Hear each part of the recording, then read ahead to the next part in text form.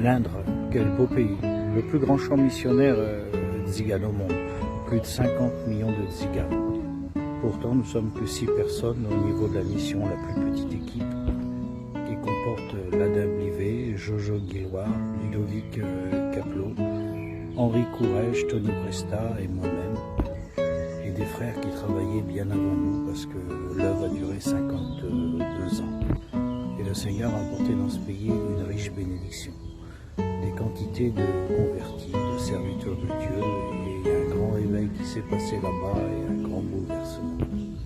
Pour ma part, j'ai travaillé 18 ans pour l'âme, des très bons souvenirs, nostalgiques de tous ces moments passés, ces bons moments dans la présence de Dieu, ces bons moments avec mes frères dans le travail aussi. Nous avons passé des très bons moments, des réjouissances. Ça a été dur. Mais quand on travaille pour Dieu, le Seigneur est toujours là pour nous aider. Je vais vous donner une petite expérience de ce que j'ai vécu de ça il y a plusieurs années. J'étais à la convention et puis nous on tenait le stand, moi et Tony Presta, et puis on prenait des sponsors. Donc notre travail c'était trouver des donateurs pour faire trouver l'œuvre, donc dans les conventions, dans les missions et puis l'hiver aussi dans les églises. On présentait l'œuvre et puis on demandait à celui-là qui voulait aider et participer. Et puis là, l'ennemi, comme à l'habitude, il est venu souffler dans mes oreilles et puis je me suis laissé porter par cette pensée. En fin de compte, j'ai regardé plusieurs personnes au niveau de la convention qui avaient des responsabilités, qui avaient un rang, qui était bien placé. Et je me suis dit, moi, je sers à quoi? Quelle est l'utilité? Dans une convention, je suis assis derrière une table, je tiens des panneaux, des gens viennent, je leur parle, je prends une inscription. C'est pas vraiment une très très belle place que le Seigneur tu m'as confiée, et puis j'ai vraiment pas une grande utilité. Et devant tout ça, la tristesse est venue dans mon cœur, en fin de compte, c'est ce que l'ennemi. Parce que l'ennemi, quand il donne une petite pensée, c'est toujours pour détruire et abaisser. C'est pas celui-là qui relève. Et j'ai eu une tristesse sur moi toute l'après-midi, et puis à un certain moment, j'ai décidé d'aller à la buvette pour aller prendre une boisson. Et là, quand j'attendais mon tour, il y avait un frère qui était à côté de moi, il m'a regardé. Il m'a dit, tu es pas inutile, toi. À quoi tu sers? Et là, il a commencé à me révéler tout ce que j'avais pensé toute la journée.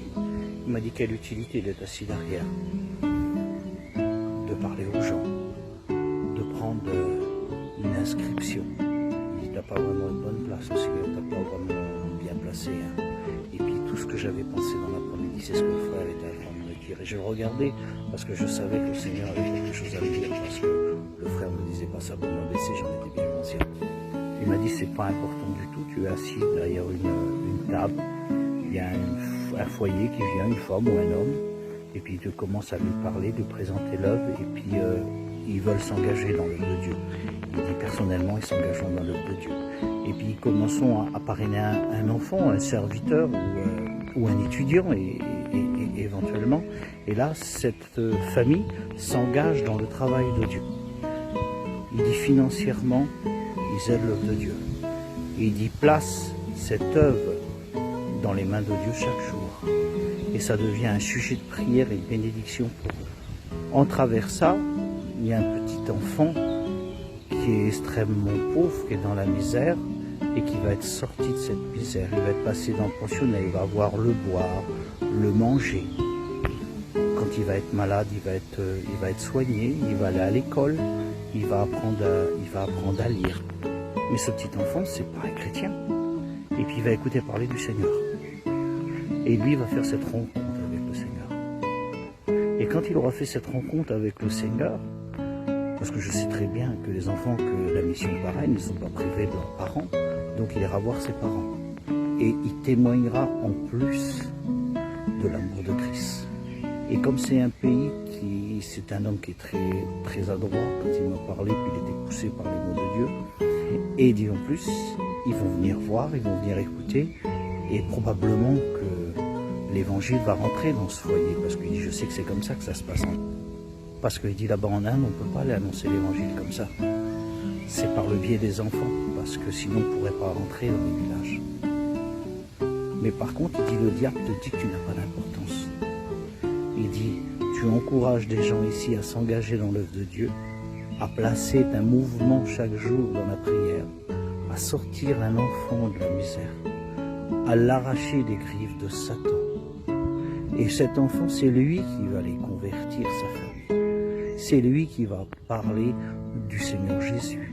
Et il dit, en travers lui, des frères vont pouvoir aller dans le village. Ils vont pouvoir prêcher l'évangile.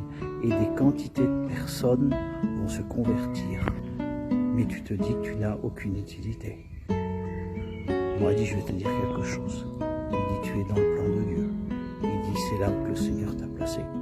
Parce que peut-être que tu ne vois pas le réveil se faire derrière ta table. Mais quand tu regardes la bénédiction et quand tu regardes cette grande œuvre, c'est rapport parce qu'il y a des frères comme vous qui travaillent dans l'œuvre. Alors il dit, laisse-toi pas bercer par l'ennemi quand il vient te décourager. Parce que lui, c'est le décourageur. Et je veux dire merci au Seigneur parce que c'est vrai que là, mon cœur a été encouragé, j'ai vu que j'étais à ma place. Parce que le Seigneur, il a une place pour chacun. Peut-être pas celle-là-ci qu'on voudrait. Mais il a une place vraiment pour chacun. Mon frère, ma soeur, si le Seigneur te place dans un travail, peu importe le travail, si c'est lui qui t'a passé, tu es un sujet de bénédiction. Et tu as un outil qui est important dans ses mains. Que le Seigneur vous bénisse.